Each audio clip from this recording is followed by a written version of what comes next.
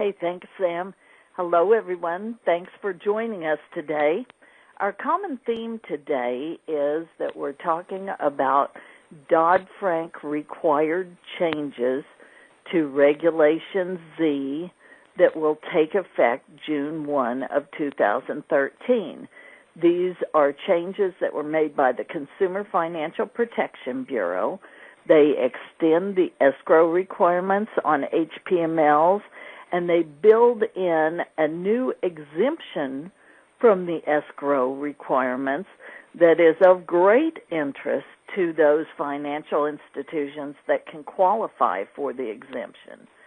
Other changes that also are slated to take effect on the same date are prohibitions against mandatory arbitration, certain waivers of federal statutory causes of action, and also a prohibition on financing single premium credit insurance.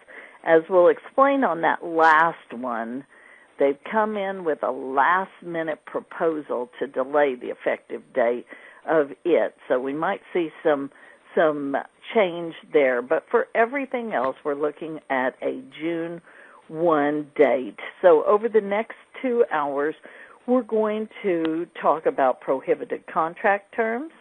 We're going to break down the details of the extended escrow time periods, and we'll point out which types of loans are even subject to the new escrow requirements.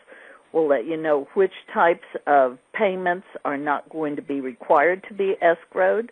We'll spell out the test for exemption from the escrow requirements, and we'll go through the exemption calculations.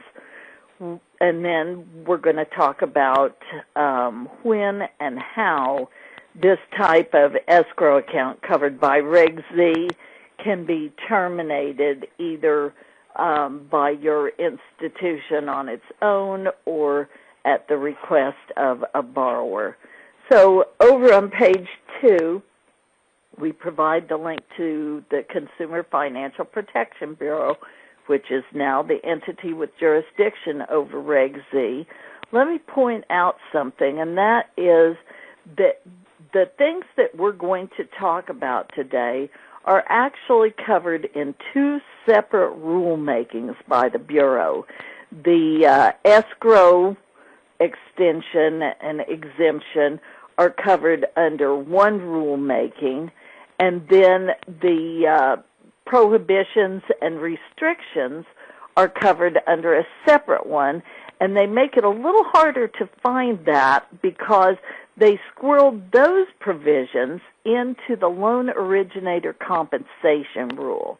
So when you're looking for the preamble to the provisions relating to arbitration and waiver and so forth, that's where you'll be looking.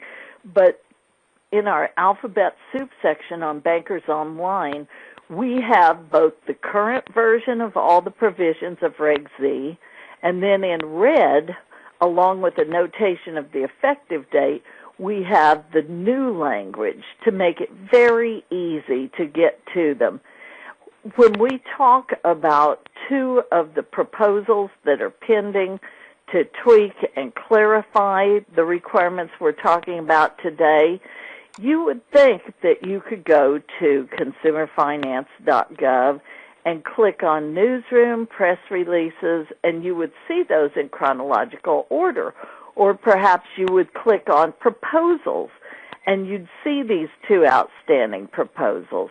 But that's not the way the Bureau approaches it. Instead, if you want to find either one of the pending proposals that we're going to talk about, and again, they're very minor. One tweaks some definitions and makes a clarifying amendment, and the other one just says, maybe we need to take a step back on this prohibition or restriction on financing single premium credit insurance. Should you want to find either one of those, what you do is you go into our regulations on the Bureau site. That's what the link is called. And you go to the regs that they're proposing to amend. So the loan originator compensation rule is what you would go into for purposes of the arbitration and single premium credit financing. And then for the other, you'd go into the escrow. So once you get in there, scroll down to the bottom of the page and you'll see the proposal. It's not the most user-friendly approach, but hopefully that will save you some time because that's not exactly intuitive. Over on page 3, we point out that these provisions are within Regulation Z. They implement new language in the Truth in Lending Act that was put there by Dodd-Frank.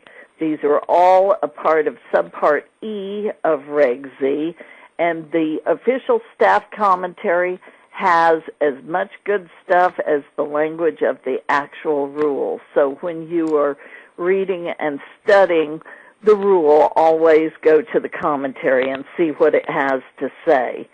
The escrow provisions, as we noted, are effective on June 1 of 2013. The way the prohibitions are set up, the mandatory arbitration and waiver prohibitions will apply to transactions where you receive an application on or after June 1, 2013. So they will not apply to loans that are already on your books. Just they'll apply prospectively to the ones for which you received the applications on or after June 1. And then the financing of credit insurance originally would have applied in much the same way to transactions for which you got an app on or after June 1 of 2013.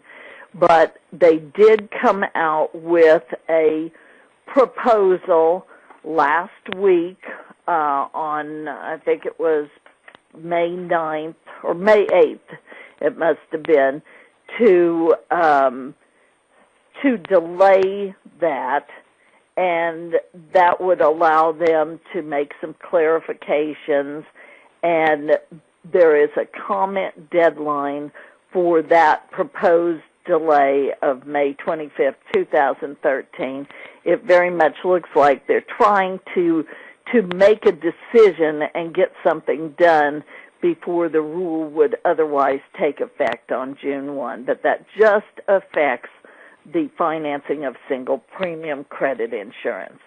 So let's plunge right into the escrows, Jack, shall we? Yes, ma'am. Let's give it a try. On page 4 of the materials that I hope you have in front of you, we get into the scope, what type of transactions are covered here. And as Mary Beth just explained, this rule, this one, will take effect June 1st, 2013. And I shouldn't say that with too much confidence. There's still a few days left. They could come up with something and delay it, but I don't think that's going to happen.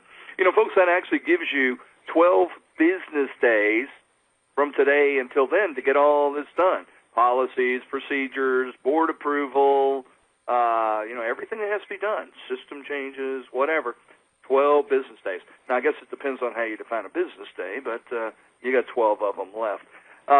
We're looking at here the rule that says you cannot make a higher-priced mortgage loan, okay, an HPML. You can't make it if it's secured by a first lien on a consumer's principal dwelling unless you establish an escrow. Now, if that sounds familiar to you, that's because that rule has actually been in effect since April 1st of 2010, but they're making some changes. One of the things they're changing, and this is not a huge change, but it's critical, is the definition of what is a higher-priced mortgage loan. We got a new definition for these purposes starting June 1st. The current definition, the one we've been using for years, is a higher-priced mortgage loan is a loan secured by the borrower's principal dwelling where the APR exceeds the APOR by 1.5 or more percentage points in a first lien or 3.5 or more percentage points in a subordinate lien. Now, they're making some very small changes here. It's still going to be a loan secured by the consumer's dwelling. However, if your loan is a first lien, the threshold is going to vary depending on is the loan a jumbo loan or not. So if you got a first lien loan that is not a jumbo, and what's the threshold for jumbo?